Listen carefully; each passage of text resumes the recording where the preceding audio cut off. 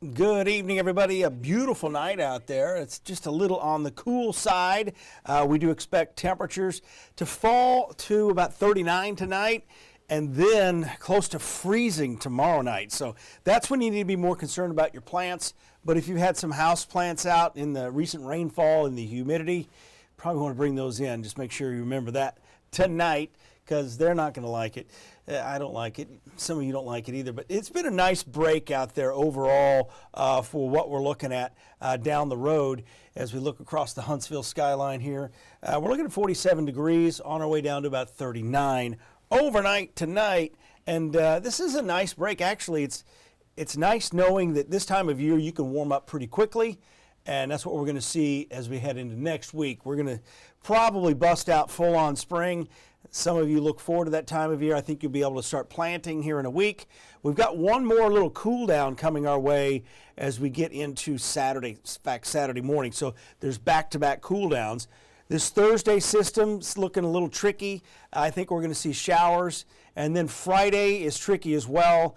I think we're going to see drizzle, especially for the first part of the day on Friday. We're going to talk about that, plus talk about some of the storm surveys and the damage from the late Saturday night, early Sunday morning storms that rolled through. All EF1 tornadoes, 6 of them now confirmed. 4 of those were from the same storm, though, so it's not like we had 6 different big storms out there. We did end up with a line, but pretty typical of what we were expecting with that. Current temperatures mid-40s here, but quite a bit cooler as you head up the road. In fact, the temperatures across the Great Lakes are below freezing now. Green Bay is 29. Cleveland 30. Cleveland's had snow most of the day today, kind of lake enhanced coming off of that, and he's still swirling up there north of Toronto, so they've probably had almost a foot of snow in some of those areas. They can keep it, right?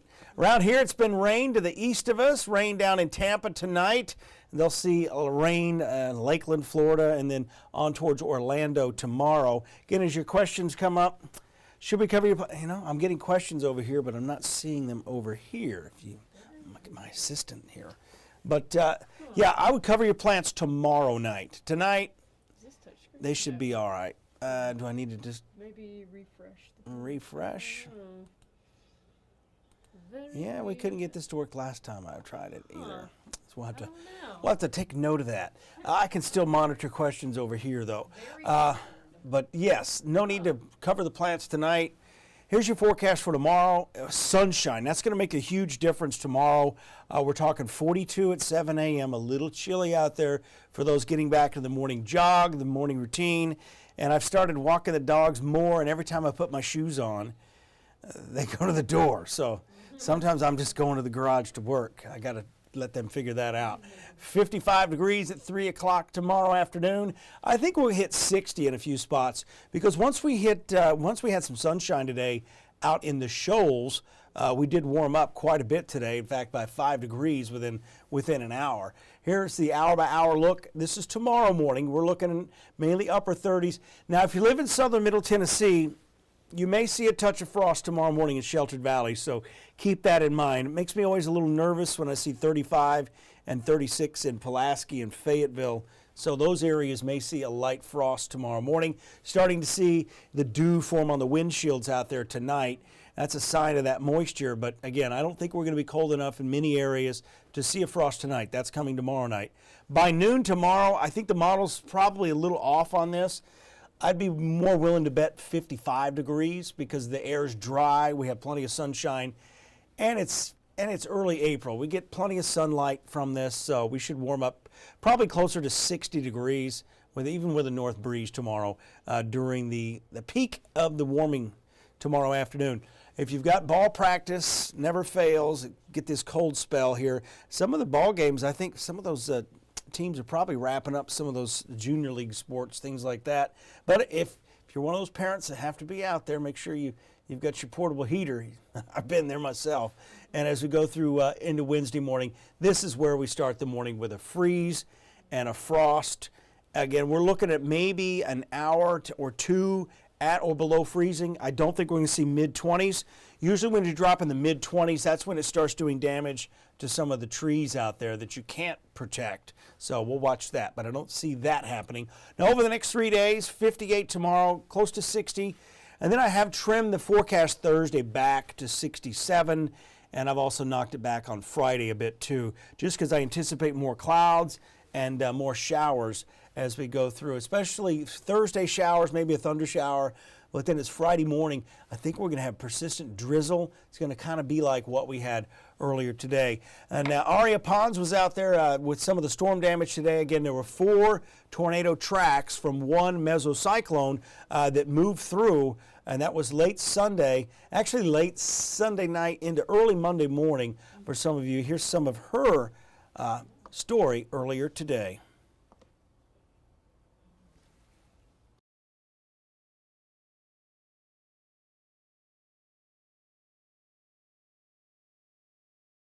Yesterday, we were like, holy moly. Like this, it was, I mean, devastating. Several community members showed up here at the trailer park to start trying to make a difference. One of the organizers, Haley Lowry, says as soon as she saw what happened, she started collecting anything that might help.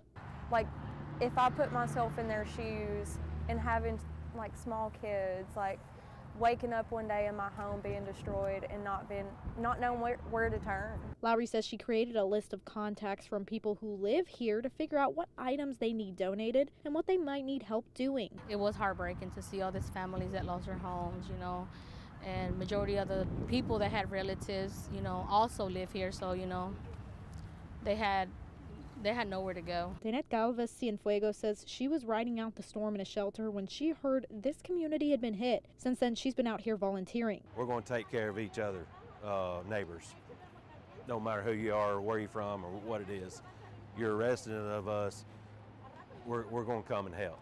But this right here are the people behind the scene that actually get stuff done, clean up, coming in and meeting their needs. Colbert County Emergency Management Director Jody Hitt says this is what the Shoals is all about, the helpfulness. He says the EMA will continue to do damage surveys throughout the week. Volunteers are still in need of jackets, blankets, garbage bags, but most importantly, people to come out and help clear trees. Reporting in Muscle Shoals, Aria Pons, 48 on your side. That was our Aria Pons there reporting earlier. Going to take a closer look at some of the other damage that we had as far as the weather was that early in the morning from Marshall County into Jackson County. They did find tornado damage there today as well, and that was EF1. I think it was pretty apparent when we started seeing some of the original pictures. Now, one of the common thread here with a lot of this damage, you don't see these mobile homes actually being picked up. You see them being damaged by the trees falling on them. And that's the challenge we get when people say, do I need to leave my mobile home? And this is when we get all the questions on social media the day before. Should I seek shelter? It all depends on what your shelter is.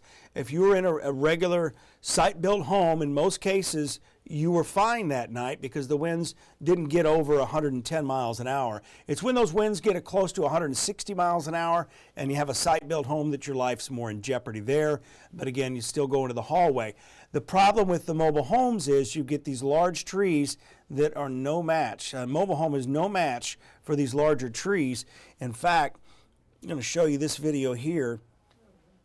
And again, this is the Scottsboro damage. And what you see with the Scottsboro damage here is you've got, again, these trees uprooted, and these trees were crashing through mobile homes. It just destroys the mobile home. And again, your odds of surviving this, if you're in the mobile home, I've seen this in my nearly 30 years here in North Alabama. It never fails.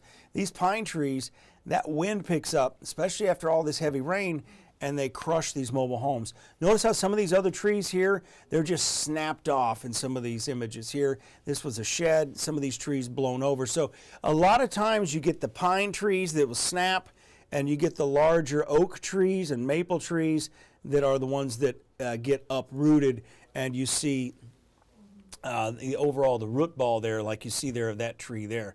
So it's easier to pull these trees out of the ground after you've had rain, and we've had plenty of rounds of some heavier showers and thunderstorms, and we did have quite a bit of rain there with this as well. So again, some of that video, again, not surprising.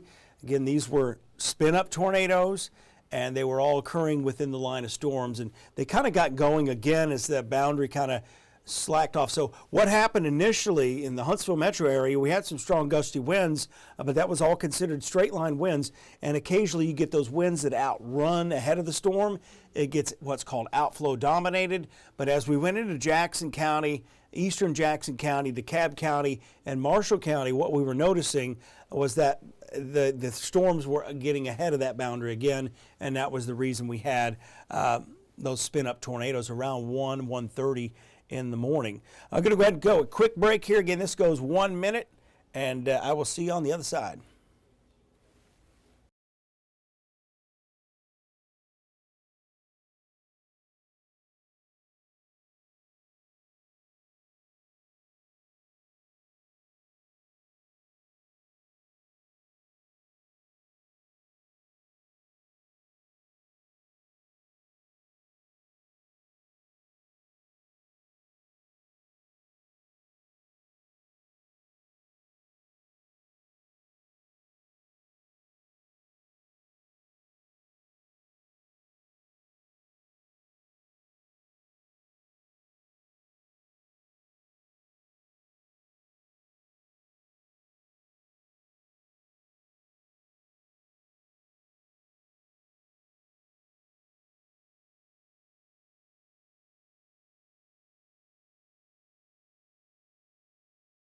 All right, everyone, just a few more seconds here, and we're going to stop the break. So what we're looking at now is the rain on the roof forecast. Again, a few more surveys still out there in the field. Somebody had mentioned the Dogtown area. Right now, I'm not sure if they're going to survey that area yet, but that's probably a continuation of that EF1 tornado and near the Langston area, the one that I was showing you the video of last. And there was also an EF1 up near Cowan, Tennessee, in Franklin County, Tennessee. That's the Nashville viewing area. It used to be a part of our viewing area, but we still cover that, especially when we're in continuous coverage. Here's the rain I mentioned earlier for Thursday. That rain is coming in during the morning hours. Here's a look at 10 o'clock in the morning. This is probably going to be keeping us from seeing 70, especially in far northeast Alabama, as we see these scattered showers here continue to move off to the east and northeast, actually east-southeast. Notice how this sticks around a majority of the afternoon, so therefore, once we reach a high near 65 or so, I think it's going to go backwards as temperatures cool off. And you might not even hit the low 60s in northeast Alabama. So here's your 10-day forecast. Frost and a possible freeze for Wednesday morning. Thursday, cloudy, spotty showers, and then some drizzle early Friday. And sometimes the drizzle just likes to stick around. So there's that second shot of cooler air, looking at 39 Saturday morning. If you live in a sheltered valley in, say, Jackson, DeKalb, eastern Marshall County, and eastern Madison County, and up into Middle Tennessee, you might see a touch of frost. But it's looking more and more like this may be the last threat of frost for the season. So as we go into this weekend, we may be able to start to plant that garden. Again, we'll know for sure as we get to the weekend, as we'll probably not see any freezes show up on the 10-day forecast. And if so, it'd be a very rare event for a very, very late season frost or freeze. We did have one of those several years ago, and it was devastating as temperatures actually dropped into the mid-20s with that. So hopefully that won't happen again.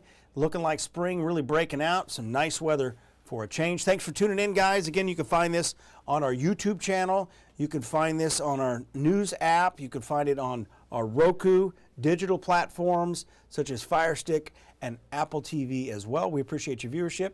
You guys have a great evening, and I hope Margot's in a better mood. Her Florida Gators weren't doing so good last I checked.